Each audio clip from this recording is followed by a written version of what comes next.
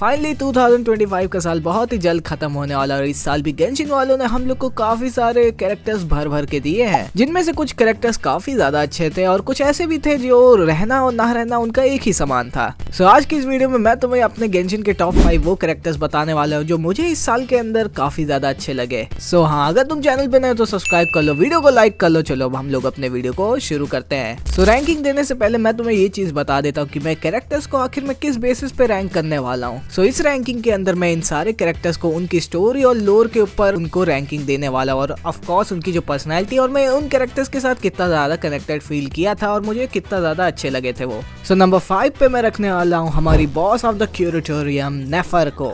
नेफर का कैरेक्टर मुझे to be honest काफी ज्यादा अच्छा लगा क्योंकि जो उसकी पर्सनैलिटी थी उसके अंदर काफी ज्यादा कॉम्प्लेक्सिटी थी। नेफर की पर्सनैलिटी के अंदर हम लोग को काफी ज्यादा लेयर्स देखने को मिल जाते हैं। नेफर का कैरेक्टर काफी ज्यादा ग्रे शेड के अंदर आता, ना वो कोई अच्छी इंसान है ना कोई वो बुरी इंसान है। वो अपने सारे डिसीजंस को काफी ज्यादा कैलकुलेटिव में लेती है, वो लोगों को मैनिपुलेट करने में काफी ज्यादा अच्छी है और कैसे किसी भी इंसान से अपना फायदा निकलवाना उसको वो काफी ज्यादा अच्छे से समझती है, चाहे उसको कितने भी डीपली क्यों ना गिरना पड़े इस चीज के लिए। एंड ऑफ कोर्स बिकॉज नेफर एक इन्फो ब्रोकर है, वो इंसानों को पढ़ना उसे काफी ज्यादा अच्छे से आता है। एंड ऑफ कोर्स जो उसका एनवायरमेंटल अवेयरनेस है वो काफी ज्यादा अच्छा है, वो अपने सिचुएशन को देख के एनवायरमेंट को देख के काफी अच्छे से डिसीजन लेती है। और अगर कोई चीज है जिसमें उसका प्रॉफिट हो रहा है और अगर उसे कोई बुरा स्टेप लेना है, अगर वो बुरा स्टेप लेने में भी नहीं कतराती है। एंड टू बी ऑनेस्ट मुझे ग्रे शेड कैरेक्टर्स काफी ज्यादा अच्छे लगते हैं क्योंकि जो सच्चाई से बनी हुई मूर्ति कैरेक्टर्स होते हैं एक पल पे काफी ज्यादा प्रिडिक्टेबल और बोरिंग फील होने लगते हैं और नेफर उन सारी चीजों से काफी ज्यादा अलग है जो कि तुम्हें हमेशा एक फ्रेश फीलिंग प्रोवाइड करेगी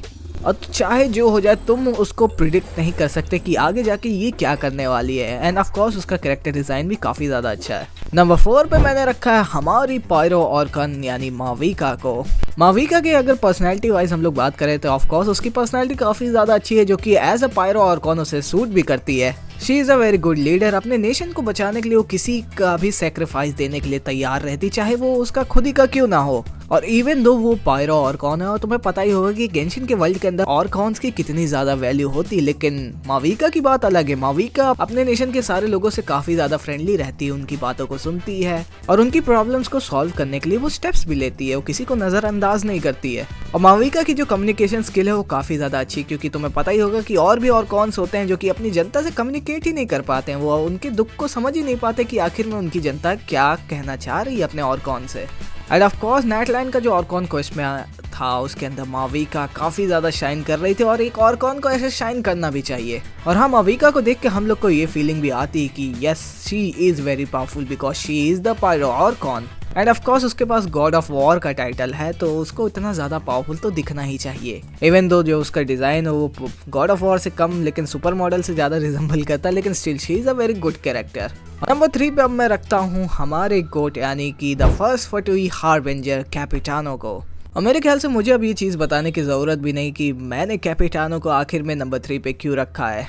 सिंपल में बताऊं तो हाँ, he is a very GOATed character. ये बंदा खानरिया के टाइम से जिंदा, लाइक लिटरली 500 साल हो गए खानरिया को डिस्ट्रॉय हुए, स्टिल ये बंदा वहां से जिंदा हुआ और तब से उसके पास जो गिल्ट है, पेन है, वो तब से उसको सफर करता हुआ आ रहा है। और खानरिया के बैटल के अंदर जितने भी सोल्जर्स इसके मारे गए थे सबकी सोल इसके बॉडी के अंदर थी। और मुद्दे की बात तो ये है कि 500 सालों तक ये सोल्स कैपिटानो के पास थी। ये सोल्स हमेशा उसके कानों में कुछ ना कुछ बोला करती थी। कोई भी इंसान के पास अगर इतनी सारी सोल्स हो तो वो तो पागल हो जाएगा, लेकिन ये बंदा उन सारे सोल्स को अपने साथ रखा, वो भी 500 सालों तक। और उन्हीं सोल्स की आवाज़ों की वजह से कैपिटानो इन 500 सालों में कभी भी एक बार भी नहीं सोया कभी। और कैपिटानो हम लोग को ये भी बताता है कि कैसे ट्रू वॉरियर वो बंदा नहीं होता जो कि बैटल फील्ड में बस अच्छे से लड़ पाए। ट्रू वॉरियर वो बंदा होता है जो कि अपने आर्मी को अपने साथ में लेके चले even after their death.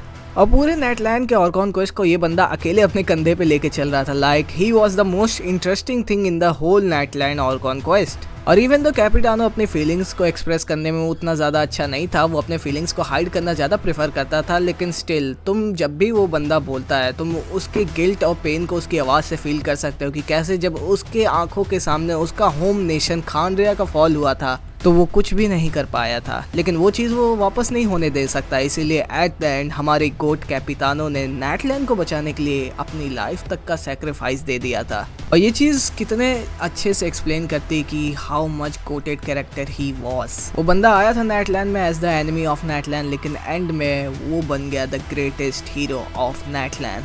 So ranking के आगे चलते हैं हम लोग, और मैं अब नंबर 2 पे रखता हूँ हमारी मून गॉडेस कोलंबिना को। और हाँ, एक चीज़ को हम लोग ध्यान में रखते हैं कि नॉर्थ क्राई का और कॉन्क्वेस्ट कंप्लीट नहीं हुआ जब मैं इस वीडियो को रिकॉर्ड कर रहा हूँ, और कोलंबिना के बारे में हम लोग को और जानने को मिलेगा आगे के और कॉन्क्वेस्ट के अंदर। सो अभी मैंने कोलंबिना को नंबर 2 पे इसलिए रखा है क्योंकि मेरी करंट फीलिंग उसके साथ ये है। मेरे ख्याल से अगर जब आगे के और कॉन्क्वेस्ट आए, क्या पता मैं इसे नंबर 1 पे भी रख सकता था। कोलंबिना का जो कैरेक्टर आर्क था वो मुझे काफ़ी ज़्यादा अच्छा लगा।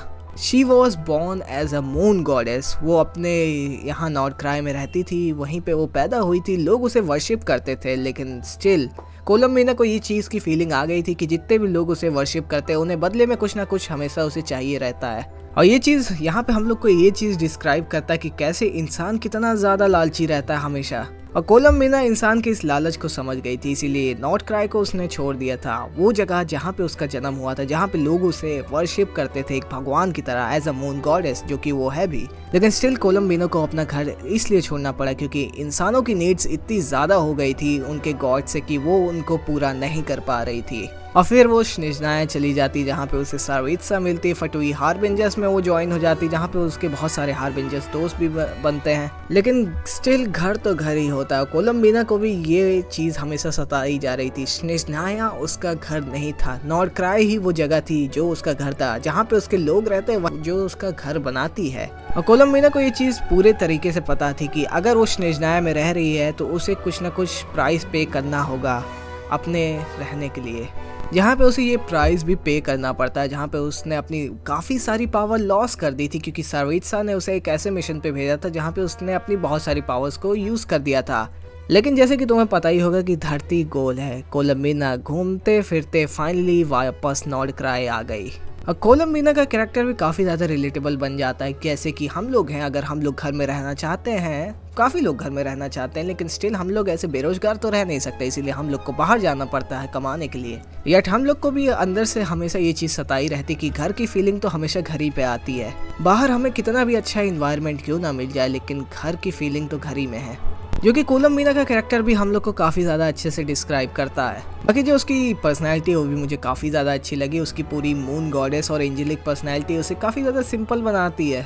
लाइक लिटरली इवन दो वो मून गॉडेस है, लेकिन स्टिल उसे लाइफ में कुछ ज़्यादा चीज़ें नहीं चाहिए, उसे बस खाने को खाना चाहिए, रहने को घर चाहिए। और बाय द वे, अगर तुम सोच रहे होगे कि मैं ये लिस्ट किस बेसिस पे बना रहा हूँ, तो मैं इस लिस्ट में बस उन्हीं कैरेक्टर्स को ले रहा हूँ जो कि 2025 में रिलीज़ हुए हैं या तो स्टोरी में हम लोग को दिखे हैं। तो ये मत सोचना कि फुरीना, आर्लिकिनो और राइडेन शोगन का नाम मैं क्यों नहीं ले रहा हूँ, क्योंकि वो बहुत पहले रिलीज हुए थे। मैं बस उन कैरेक्टर्स के बारे में बात कर रहा हूँ जो कि 2025 के अंदर हम लोग को दिखे या तो रिलीज हुए। तो फाइनली अब हम लोग लिस्ट के नंबर 1 कैरेक्टर के ऊपर बात कर लेते हैं, और ये कैरेक्टर और कोई नहीं बल्कि स्कक होने वाली है। मुझे अभी तक याद है कि कैसे जब मैंने पहली बार स्कक का स्टोरी क्वेस्ट खेला था, मैं कितना ज़्यादा इन्वेस्टेड था उसकी स्टोरी के अंदर। मेरे ख्याल से 2025 के अंदर बस स्कक की स्टोरी थी जो कि मुझे इतना ज़्यादा इन्वेस्टमेंट के साथ इंगेज करके रखी थी। लाइक स्कर्क से रिलेटेड कोई भी इन्फो अगर मुझे पता चल रही थी, वो काफ़ी ज़्यादा इंटरेस्टिंग और फैसिनेटिंग लग रही थी। लाइक पहली बार ही जब मैंने स्कर्क को देखा था, अगर तुम्हें नहीं पता तो स्कर्क हम लोग को पहली बार फाउंटेन के आग के एंड में दिखी थी, और तभी से मुझे याद है कि मुझे लगा था कि ये कैरेक्टर काफ़ी ज़्यादा इंटरेस्टिंग और इसके पीछे काफ़ी ज़्यादा स्टोरी और लोर होने वाला है, जो कि स्कर्क के स्टोरी क्वेस्ट रिलीज होने के बाद हम लोग को मिलता भी है। नॉट ओनली स्कर्क एक्चुअली में काफ़ी ज़्यादा ताकतवर कैरेक्टर है स्टोरी वाइज, लेकिन वो हम लोग को ये चीज़ भी रियलाइज़ करवा देती कि कभी कभी इंसानों को ताकतवर बनना उनका बस में नहीं रहता, लेकिन उनकी मजबूरी होती है, इसलिए उन्हें ताकतवर बनना पड़ता है। स्कर्क वो कैरेक्टर है जो कि हम लोग को टेवैट के बाहर के वर्ल्ड के बारे में काफ़ी ज़्यादा इन्फॉर्मेशन प्रोवाइड करती है, क्योंकि वो यहाँ पे बिलोंग करती ही नहीं, वो भी एक तरह की आउटलैंडर है, हमारे मेन कैरेक्टर ट्रैवलर की तरह। और मुद्दे की बात तो ये है कि जो ट्रॉमा स्कर्क ने झेला है, काफ़ी सारे लोग टूट जाते वो चीज़ देख के जो कि स्कर्क ने झेला है। लाइक जिस प्लेनेट पे वो रहती थी उसके सारे लोग मर गए, उसके मम्मी पापा उसके आंखों के सामने मर गए। और स्टिल वो कैसे तो भी वहां से अगर बची भी थी। जो उसका मास्टर था, वन ऑफ द 5 सिनर में से एक सर लोगी, वो उसे ऐसे ट्रेन करता था जैसे कोई जानवर हो स्कर्क। और हाँ, अगर तुम्हें नहीं पता जो स्कर्क का कैरेक्टर डिजाइन है, तो जो उसके हाथ और पैर हैं जो कि तुम्हें एबिसल एनर्जी से बने हुए दिख रहे होंगे, वो एक्चुअली में कट चुके थे, इसीलिए स्कर्क को उन्हें एबिसल एनर्जी से बनाना पड़ा। एक्स सर लोगी जो कि स्कर्क का मास्टर था, वो स्कर्क से इतनी ज्यादा हार्श ट्रेनिंग कराता था, इतनी ज्यादा रूथलेस ट्रेनिंग करवाता था कि स्कर्क के हाथ पैर तक कट गए थे।